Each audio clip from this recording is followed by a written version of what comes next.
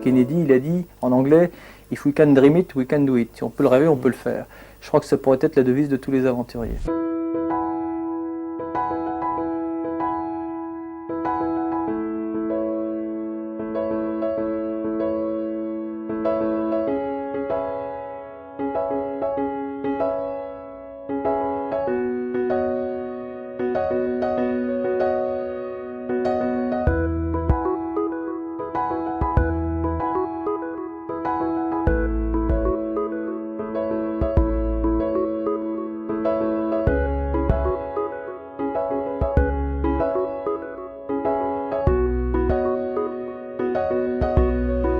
Je me suis dit, voilà, ça va durer 2-3 mois et ça sera une expérience de plus.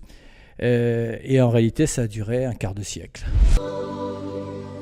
J'ai dit un jour, je ne suis pas né écologiste, je le suis devenu, si tant est que je le sois vraiment. Mais ça, c'est pas une révélation, c'est un... Ushuaïa y a beaucoup contribué. Je suis parti pour découvrir la beauté du monde et je suis revenu en ayant découvert la vulnérabilité.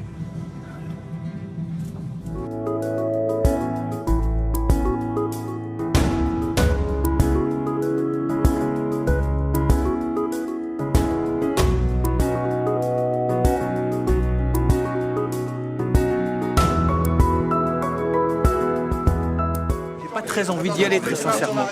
Mais ce que je veux, c'est que cette campagne ne fasse pas l'impasse, une fois encore, sur des enjeux qui sont d'une telle échelle qu'ils ne peuvent pas faire l'objet d'une simple stratégie électorale.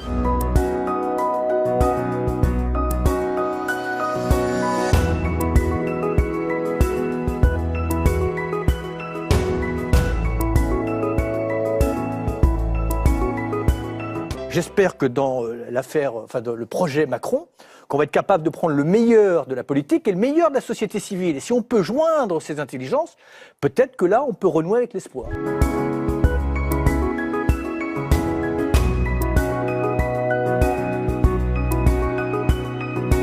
Bonjour Nicolas Hulot. Bonjour.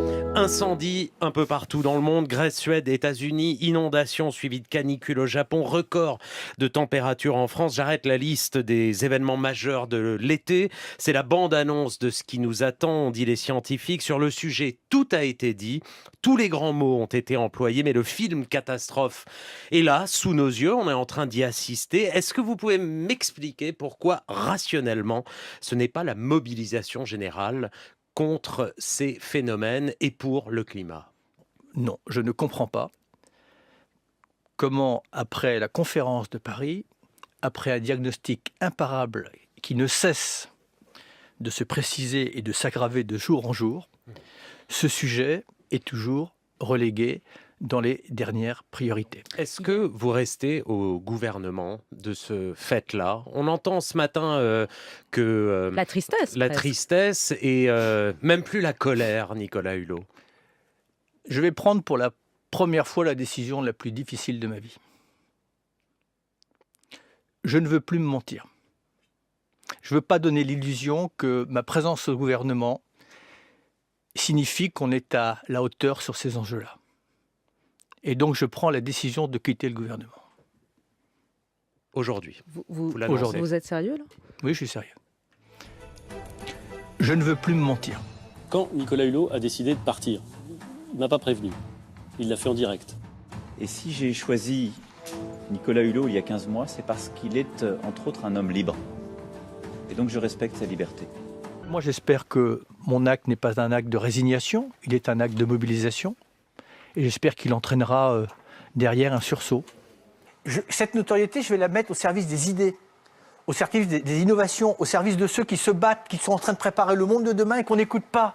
Parce qu'il faut se reconnecter, il faut que le monde politique se reconnecte avec la société civile et réciproquement. Parce qu'il y a une innovation dans la société civile de dingue. Tous les morceaux du puzzle sont là. Le temps de l'utopie, il est décrété. Et je vous sens presque optimiste ce soir en fin d'émission. Voilà, il y a un documentaire.